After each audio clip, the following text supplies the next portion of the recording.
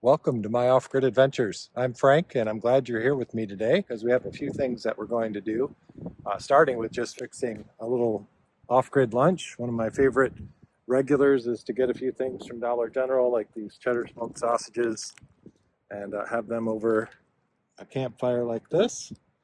What a great way to spend a Saturday at lunchtime. And then I'm going to tackle a few projects related to winter storm damage cleanup and also getting the land prepped for some fun activities for our family this summer. I'm going to get an area cleared for a sandbox, and I'm going to take a few of the tree limbs that have fallen on our trails and get those out of the way. I've got a tree to cut near the barn since it's a little too close to it. So we've got a lot of work to do today, but as always on our off-grid property, the work that we do is mostly fun. So I hope you enjoy watching all that we're about to tackle.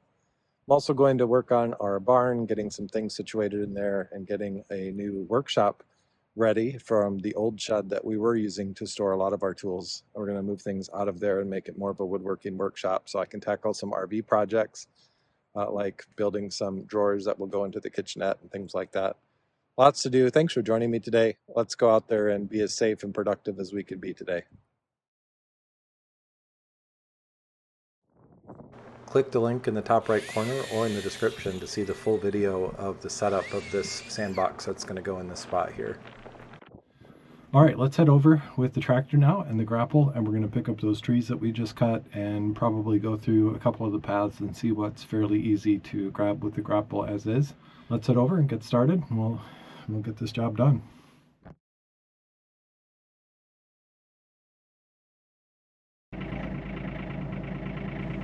When I first purchased this grapple, I used it a few times just to test how it worked, but I really haven't given it a run through the paces yet.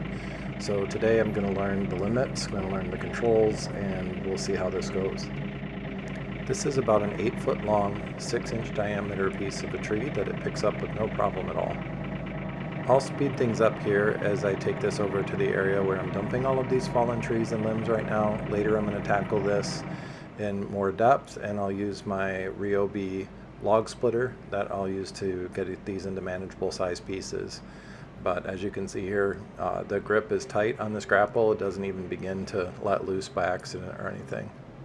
On this second pass now, we're going to put it to a little bit more of a test where we're going to grab this 6-inch diameter tree with the grapple's claw and try to pull it straight up out of the ground by the roots.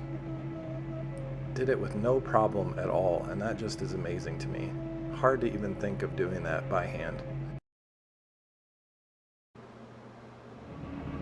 This first tree that we're removing was already dead. It just broke in half from the storm, so it's not that much of a challenge. It was a very light piece of wood since it was mostly rotted. I'm hoping that by the time I tackle this giant pile of damaged trees, I'll have some help to break it up and take care of it, but right now I'm just going to leave it as is. We're headed down what we call Shadow Trail now, and this is the worst affected trail out of all of the trails on our 60-acre property. And this is just the beginning. These limbs here are also mostly dead, so they're not that difficult to move and get out of the way. But as we progress further down the trail and get towards the last half of it, it's going to be a lot of work, and it's going to test the limits of this grapple and the tractor. My goal today is relatively simple. I want to be able to use this trail. It's one of my favorite trails. I love them all, but this is one of the ones I enjoy walking the most. So I want to make it at least passable. I already know that this trail is just too overwhelmed by fallen trees and limbs for me to completely clear it today.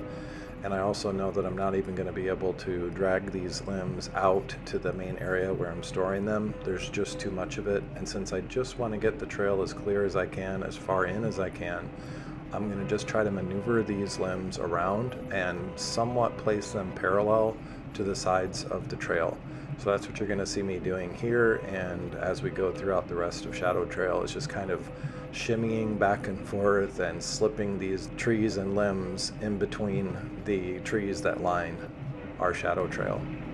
What we see in this area right now, it looks relatively clear, and that's what Shadow Trail used to be like.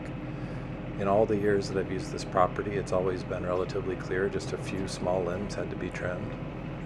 But as we progress further down the trail, we see quite a disaster up further ahead here. And at this point, we're only about halfway down the trail. So this is where the big work starts. And I'm gonna just see how far I can go and how much I can do before I start to get uncomfortable doing this alone and need a little bit of help. Unlike all of the other limbs and branches that we've removed, these are all living, or they were alive before they were knocked over by the heavy snow that fell. So this is going to be a little bit more of a test because we're lifting more weight, and these are longer pieces of limbs or entire trees in some cases. So we've got to see exactly what we can do and the right method for getting these out of the way and at least temporarily out of our path. So far, so good. I'm really impressed with just how easy it is to learn how to use this grapple and how to maneuver it with the tractor. But as I clear a couple of these trees out of the way and look further down the path, you can see why this just makes you sigh. It's so much work, and I'm going to go as far as I can, but there's a lot to do here.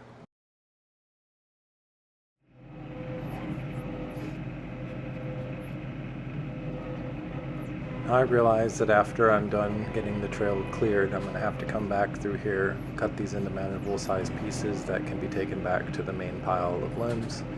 But that's a project for another day when I have more help. So today, again, I just want to be able to get better access to each of the parts of our property. I've had access to this land for many, many years, and I have never even had to move more than a couple of limbs like this. So to see so much, it's just astounding that of all the years, this hasn't happened in the past. But maybe these trees are just aging and getting weak. No matter what, they got to get out of the way. For quite a while now, my wife Becky has been asking me to look more into getting some help technically on the forestry side of things to try to figure out which trees should be cut proactively before they fall.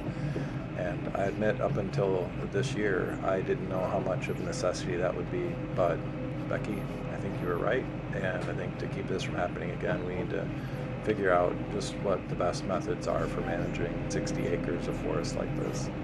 We're well past the halfway point on Shadow Trail now, and if you can see that one fallen tree ahead that's light in color, that's the area where we have some of the largest trees that just couldn't be tackled today. I'm still going to play around with it a little bit, see what I can do, but just pretty confident I can't go much further than this. After this small tree here, you can see the next one is the largest that I'm going to have to move so far. And I think it might be the last one that I can move today. All right, let's see if we can move this thing. It's so big, so heavy and long, and even still was attached to the ground a bit, but it pulled it right up. I wish you could see further to the right and left of this because it's such a long tree, but it doesn't even break a sweat picking it up and moving it over. I was so happy at this point that I can do trees this large, move them without the tractor or myself breaking a sweat at all. Do we dare push our limits and see what we can do with this light colored fallen limb? Let's just play around with it, see if there's anything that can be done, at least to prep it for removing it later on when we have more help. This is where I really learn the power of the strength of that grapple's pressure. Because as I grab some of these limbs, hoping that it will pull that tree down from its hanging position so I can tackle it on the ground in a safer way, it just pulls those branches off, or it even cuts through them from the strength and pressure of the grapple itself. Super impressive. It makes me want to be careful not to ever get one of my own limbs near that when it's closing because of its strength, but just an amazing tool for this tractor. Makes it worth buying just to have that tool for sure. I'm just going to keep playing with this, see how many of these limbs I can pull off, and kind of hope that one of them might make this tree limb fall, but I'm not so sure. I know, I'm really just playing with it at this point. I need to stop piddling around and just get back to some of the work I'm sure I can tackle while I'm by myself. Let's give it one more yank.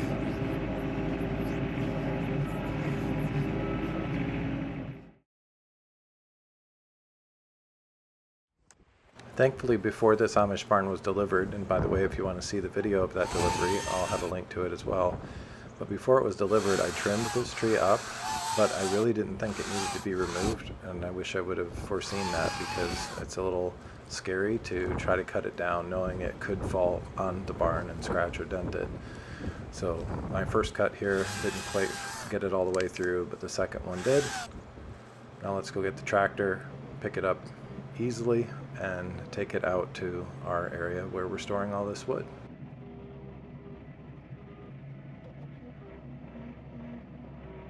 In one of my other videos, I did an unboxing review and a first use video of this Ryobi kinetic cordless log splitter, and it worked really well, but only used it a few times before winter hit. And when I'm done bringing all of these logs and fallen limbs over to this pile here, this is going to get a good workout. So if you want to see how it does, how long the battery lasts, how well it works compared to a gas splitter, please subscribe and follow along as we do that within the coming weeks. The next project on my list for today is to put these sharp pointed ended iron, metal, I don't know exactly they're made of, but they're really heavy, spikes into the ground. I think these are 2 feet long, and I'm going to be putting them in around the perimeter from the inside of the barn just to secure it in case of high winds or anything that might move it a little bit. I didn't do that for my other shed, but with the 10-foot walls and the 13-foot peak in this, it could definitely pick up more of that wind, and a couple people told me I should do it, so I'm going to try. I did buy one of those fancy it's a SDS hammer drills to help with this in case I can't do it the old-fashioned way with a 10-pound sledgehammer. But I'm going to try this first, and then if it works, I'll return the hammer drill that I purchased, and if it doesn't work, we'll break that out and see if it can get this done. But I think I have 8 of these. I just want to get a few of them in and secure, and if you can see, these have holes in each of them, about 1, 2, 3, oh man, there's a lot of holes in it. So I have some wire as well that I'm going to use, and some little clamps to get them attached to the base, the wood base of this Amish built barn. So let's see if it works. Cross my fingers. If it does, then I will be able to take back a drill that I may not need to use very often, so I would like to return it if I can. Let's see how it goes. By the way, I didn't see anybody recommend using these. They recommended using different kinds of rebar, but when I saw this, I thought it might have the best luck at getting drilled into the crushed concrete, easier than a flat-ended piece of rebar or some other type of pipe. But when I tried to just shovel up a little bit of this crushed concrete to put in some ramps for the tractor to get into the barn over the 4x4 entrance, it was really already set almost like cement. So I really don't know if this is going to work or not, but if it does, it'll be the easiest solution that I could think of. Ooh, that's going to work. All right.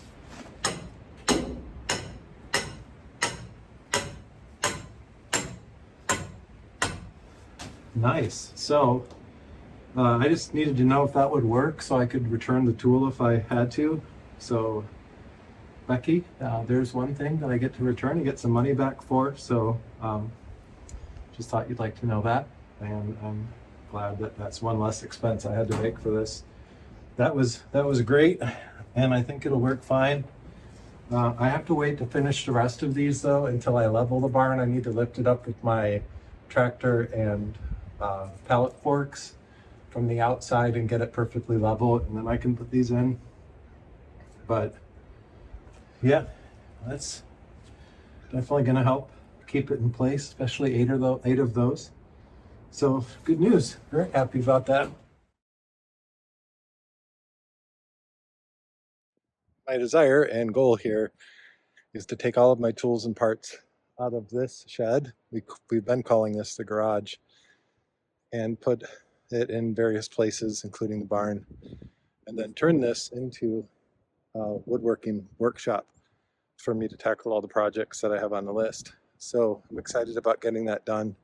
Today I'm just going to clear some of this stuff out, and then we'll kind of plan out exactly how I'm going to divide it up, and going to have it heated as well. So with a double sided Mr. Heater, Buddy Heater thing that I picked up really cheap at Sam's Club. It was on clearance for 70 some dollars, so those are usually 150.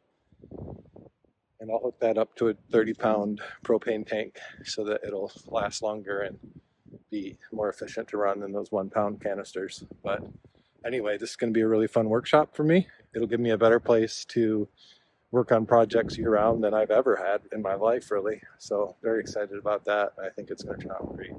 Thanks for joining me today as we worked on all these projects. If you enjoyed this video, would you please give it a thumbs up? That really does help my channel. And for more content like this about off-grid living, please subscribe, and we'd love to have you join us. Thanks for watching. We'll see you next time.